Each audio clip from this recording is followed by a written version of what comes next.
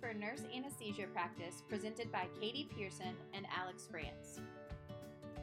The American Association of Nurse Anesthetists developed the Standards for Nurse Anesthesia Practice to provide a foundation for nurse anesthetists in all practice settings. These standards are intended to promote high-quality patient care. The Standards for Nurse Anesthesia Practice are easily accessible. They can be found on the AANA website. Standard 1, Patient's Rights, discusses respecting the patient's autonomy, dignity, and privacy, along with supporting the patient's needs and safety. This standard is met through forming a rapport with the patient during the preoperative interview and ensuring the plan is catered to their specific needs. Standard 2, Pre-anesthesia patient assessment and evaluation, discusses performing a pre-anesthesia evaluation of the patient's general health, allergies, medication history, pre-existing conditions, anesthesia history, and any relevant diagnostic tests, as demonstrated by performing a pre-operative interview of the patient before providing anesthesia care. Standard 3, Plan for anesthesia care. This standard discusses formulating a patient-specific plan for anesthesia care. This standard is demonstrated by preparing patient-specific care plans based on the pre-operative assessment.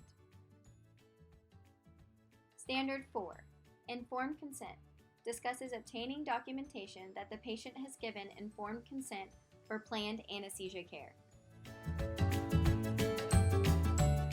Standard 5, Documentation, discusses communicating anesthesia care data and activities through complete documentation in the patient's healthcare record. This standard is demonstrated through pre, intra, and post-operative charting in Epic. Standard 6, Equipment, discusses completing a daily anesthesia equipment check and verifying function of equipment prior to each anesthetic. This standard is demonstrated by performing an anesthesia machine and equipment check before the first case of the day. Standard 7, Anesthesia Plan Implementation and Management, discusses implementing and modifying the anesthesia plan by continuously assessing the patient's response to the anesthetic and/or surgical intervention.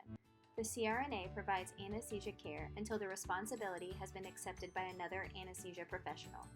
This standard is demonstrated by continuous assessment of the patient in the perioperative period and adjusting the anesthetic plan to the patient's specific needs throughout this phase until care has been handed off to the next provider. Standard 8, Patient Positioning, discusses collaborating with the surgical team to position, assess, and monitor proper body alignment, maintaining perfusion, and protecting pressure points. This is demonstrated through assisting with positioning of the patient and ensuring proper positioning of the patient before the surgery begins.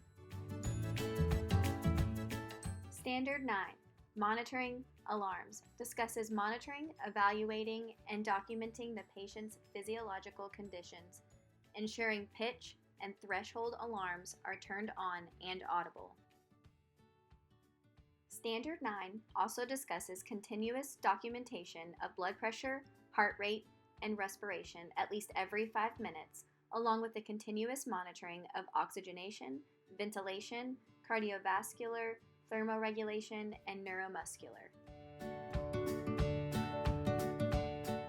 Standard 10, Infection Control and Prevention, discusses adhering to infection control policies and procedures to minimize the risk of infection to patients, the CRNA, and other healthcare providers. This standard is demonstrated by ensuring proper PPE is used and prophylactic antibiotics are delivered to the patient.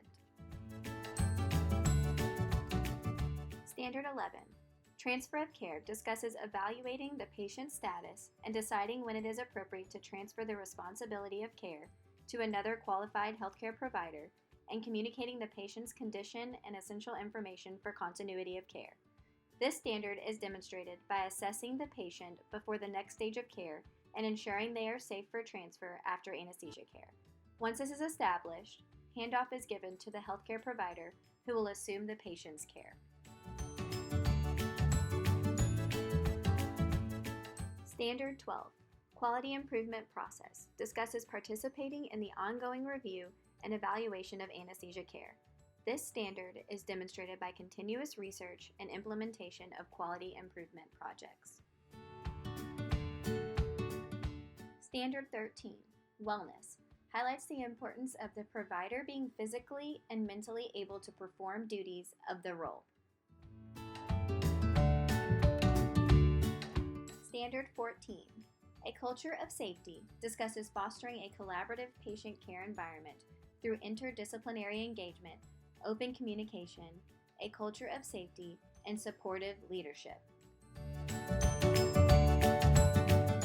This standard is demonstrated by collaboratively working with the interdisciplinary team to provide the best anesthetic care to the patient in the perioperative phase.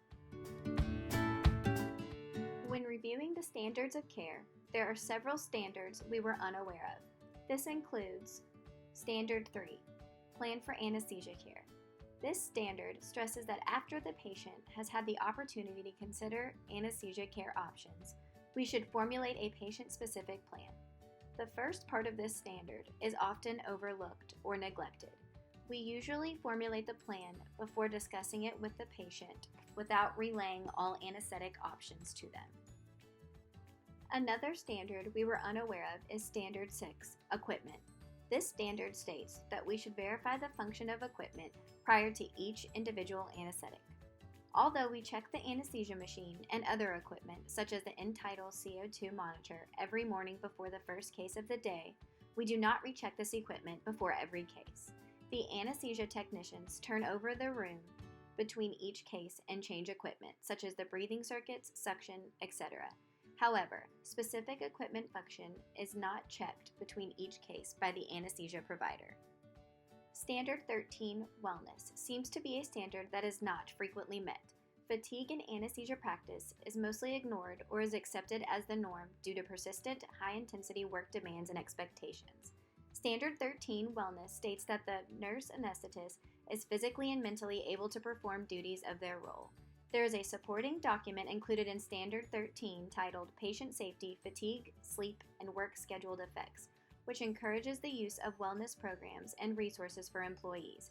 In order for this standard of wellness to be better met, UCMC could institute a counselor and/or therapist for anesthesia personnel and encourage use of AANA's fatigue resources, which are listed on the AANA website.